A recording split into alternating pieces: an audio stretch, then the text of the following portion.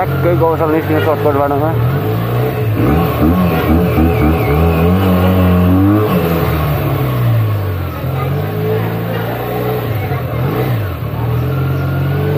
त्यो जाम भनेको अब के हुन्छ होइन, हेरौँ अहिले के हुन्छ।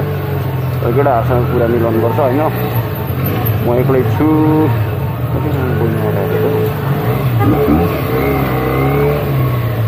यस्तो बाइकलाई धेरै कुदाउनु हुँदैन। अरे मैले चाहिँ होइन भ्लग चाहिँ नगरौँ भनेर सोधिरहेको थिएँ, तर केटाहरूले मलाई भ्लग गर कि गर भनेको धेरैले, त्यति गरेको मात्रै हो। यो त अहिले चाहिँ स्टक छ, भोलि चाहिँ यसको लाउँछु होइन।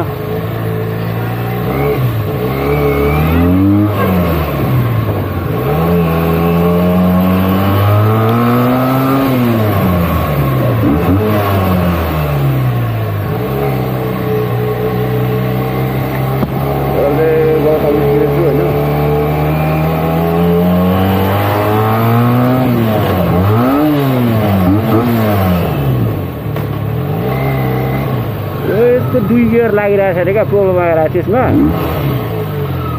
यो, किनकि गियर सिफ्टर मैले अलिकति डाउन गरेको थिएँ, त्यो कारणले गर्दा प्रोब्लम आइरहेको छ है।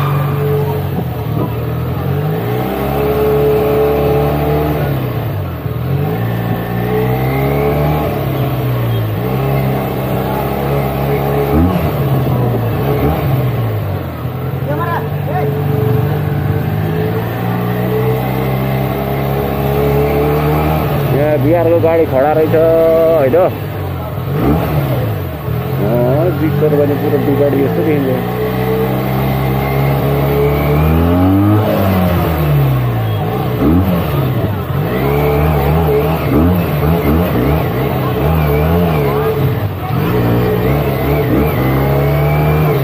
ट्याक्कै गौशाला निस्क्यो है, यहाँदेखि ड्राइभ गराउनु पर्ला जस्तो लागिरहेछ।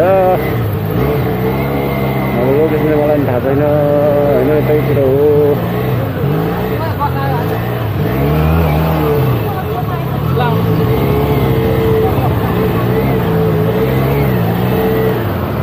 म त लाग्छु ल, कसले हाम्रो ट्राफिकलाई कस्तो सही तरिकामा ड्रेसिङ बसिरहनु होला।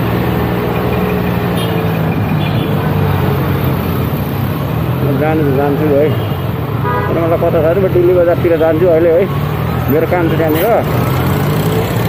मलाई मेरो साथीले बोलिरहेको छ कि तर यसरी चाहिँ ओभरटेक चाहिँ ध्यान दिएर गर्नुपर्छ है, गाडी लाइट छोटो छ बनालीको, यस्तो गर्नु हुँदैन।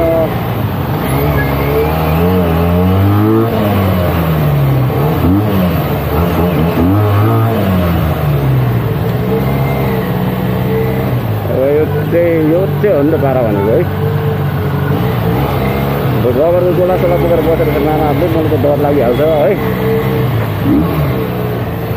म त यतातिर लागेँ, हाम्रो नानाहरूले बाटो क्रसिङमा ध्यान दिनुपर्छ।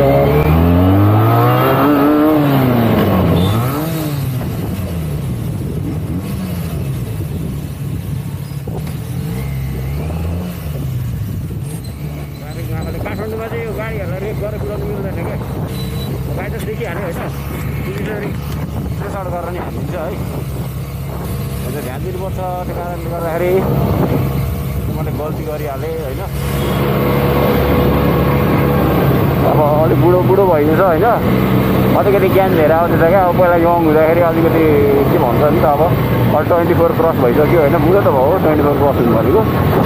आरसी चाहिँ साथीको आरसी आउँदो रहेछ होइन, म चाहिँ आरसी त्यति मलाई चाहिँ वास्तै लाग्यो।